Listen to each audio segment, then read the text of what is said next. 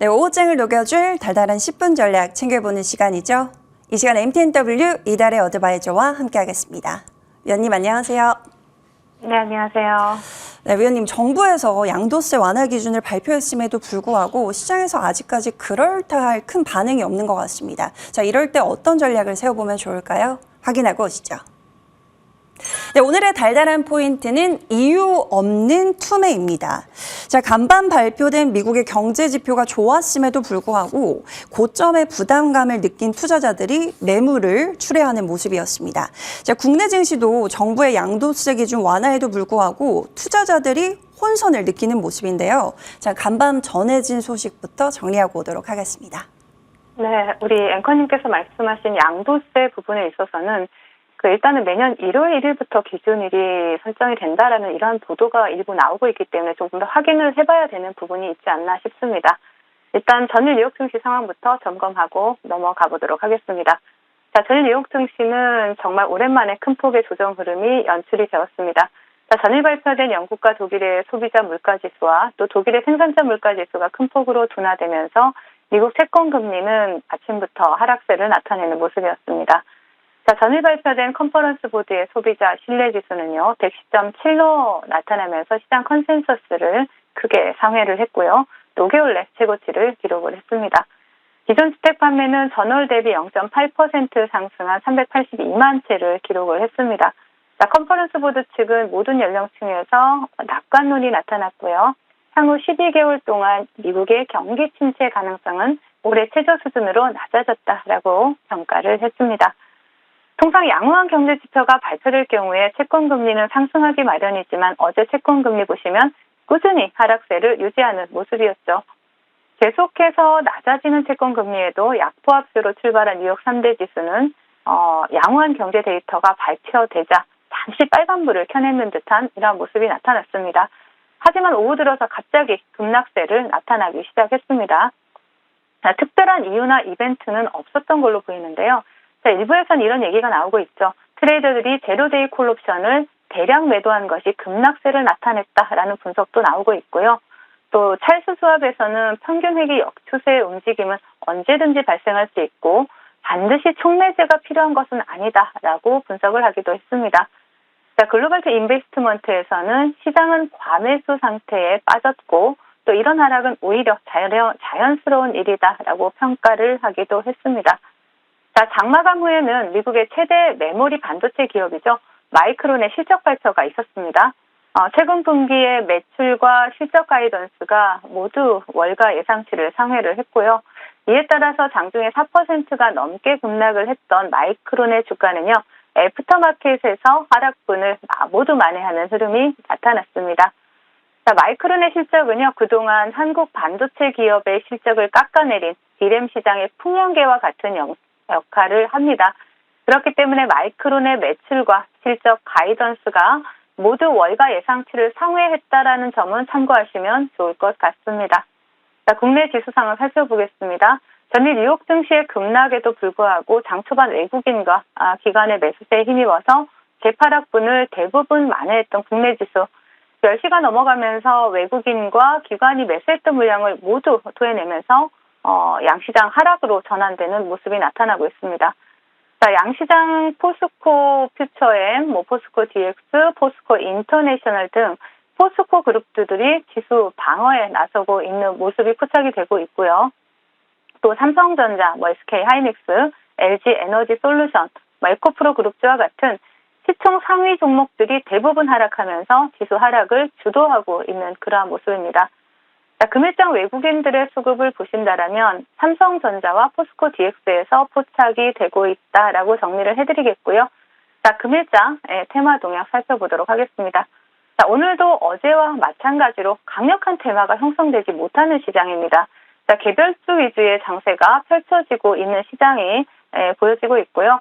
자, 보신다라면 기업 회생 절차를 밟고 있는 위니아가 매각 절차에 돌입했다라는 소식이 전해지면서 대우 위니아 그룹주들이 강세 흐름을 나타내고 있습니다.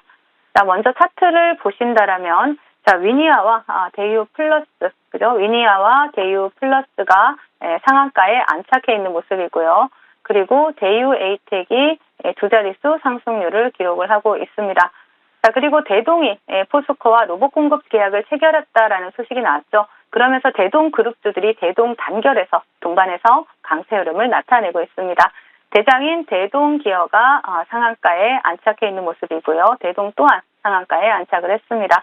자, 그 뒤를 따라서 대동 스틸, 대동 금속이 동반해서 강세 흐름을 나타내고 있고요. 또 로봇 관련주 보신다면 우린 TTS가 두 자릿수 상승률을 기록을 하고 있다라고 체크해 보실 수 있겠고, 그리고 야놀자 그리고 토스에 이어서 오늘은 핑크퐁 컴퍼니 IPO 관련주들이 강세 흐름을 나타내고 있습니다. 자, 삼성출판사가 상한가에 안착을 해 있는 모습이고요. 토박스 코리아 또한 두 자릿수 상승률을 기록을 하고 있습니다. 그 외 테마를 보신다면 HMM 인수와 관련해서 2연상을 기록했던 하림, 이 하림이 오늘도 상승 흐름을 갭을 크게 띄웠기 때문에 시가를 이탈했지만 일단 두 자릿수 상승률을 현재도 기록을 하고 있다라고 체크해 볼 수 있겠고요.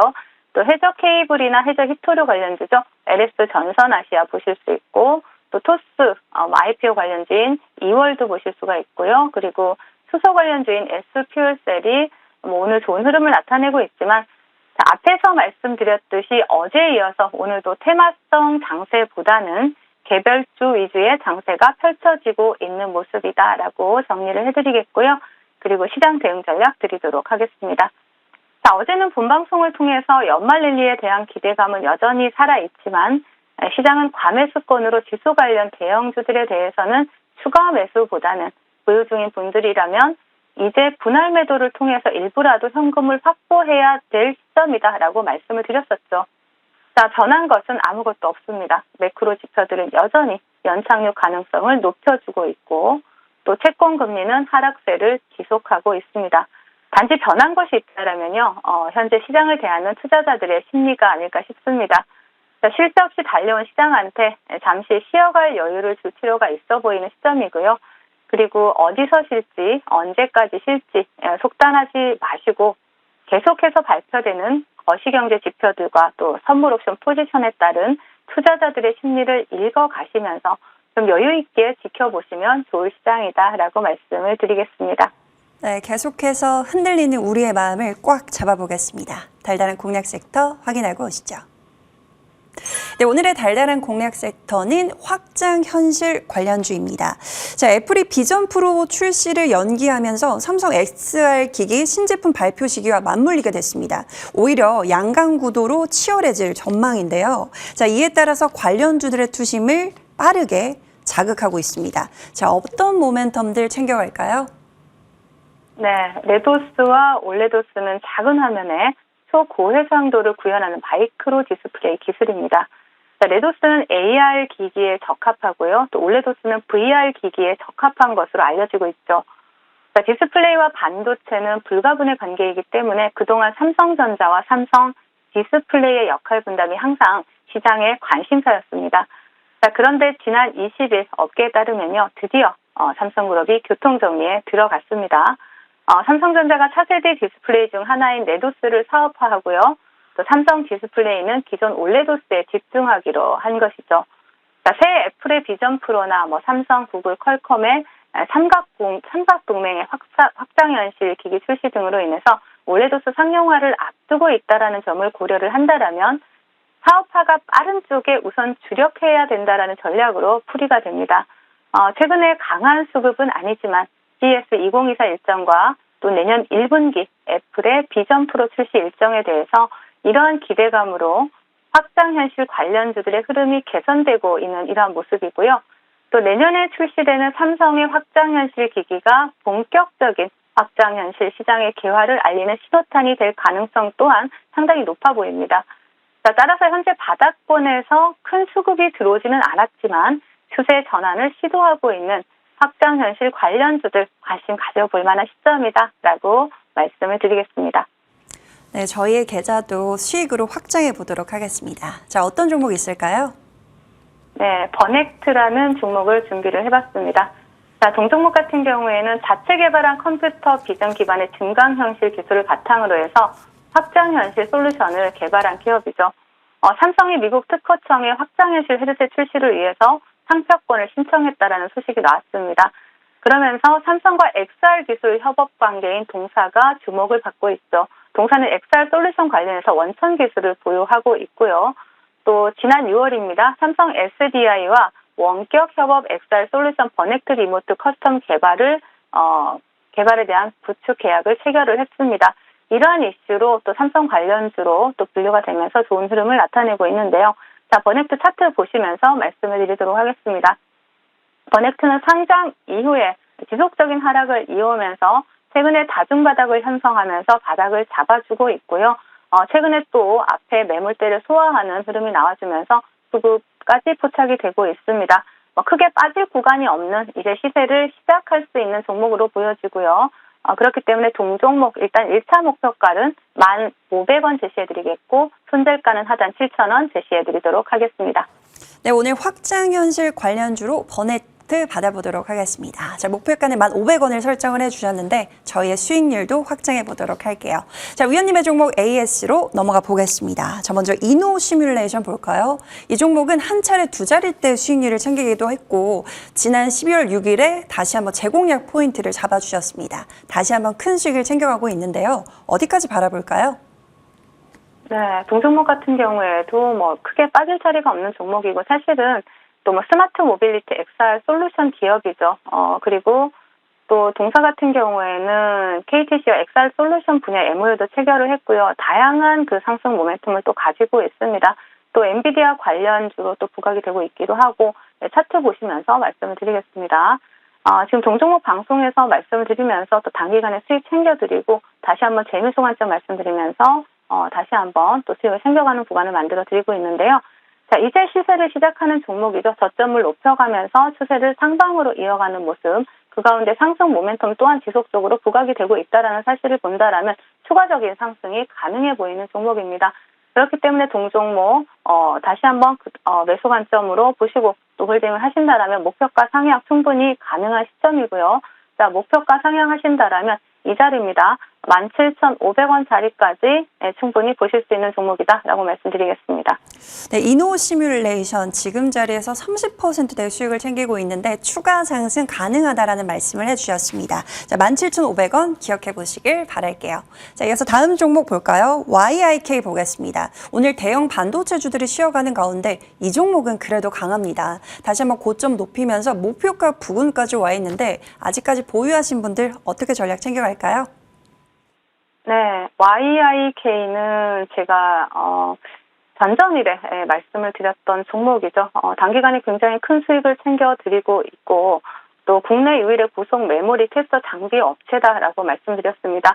무엇보다 동사가 가장 큰 상승 모멘텀을 작용할 수 있다는 것은 삼성전자가 2대 주주로 있다는 사실이고요. 또 CXL 기반에서 DDR5 전환 확대 수의 기대감이 동사의 주가에 긍정적인 영향을 미치고 있다는 사실이죠.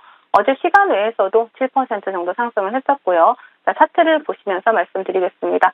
자, 동종목 같은 경우 목표가를 5,300원을 제시해 드리면서 목표가까지 도달하지 못했지만 지금 제가 항상 말씀드리듯이 시간 외에서 상승하고 갭을 크게 띄운 다음에 시가를 이렇게 이탈할 때는 일부 수익이라도 챙겨가는 전략을 대응하시라고 말씀드렸죠. 그렇기 때문에 달달한 10분 시청자님들은 아마 여기에서 수익을 일부 챙기고 아래에서 다시 한번 재매수 관점으로 보시지 않을까라고 생각을 합니다. 재매수 관점 보신다면 4,500원 지지라인 체크하시면서 공략 가능하다 말씀을 드리겠습니다. 네, 목표가 문턱까지 와 있는데요. 재매수 포인트는 4,500원 지지라인 체크해 보시길 바라겠습니다.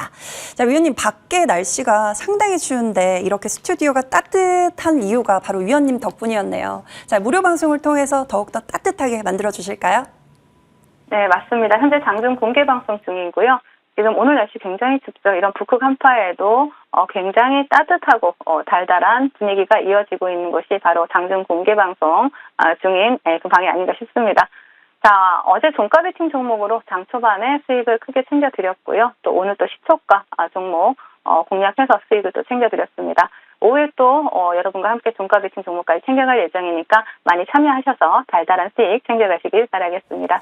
네, 오늘 다소 차가운 시장이지만 그래도 위원님과 함께 하시면서 또 따뜻하고 달달한 수익 챙겨보시길 바라겠습니다. 자, 위원님과는 여기서 인사 나눠볼게요. 지금까지 MTNW 이달의 어드바이저와 함께했습니다. 말씀 고맙습니다. 네, 감사합니다.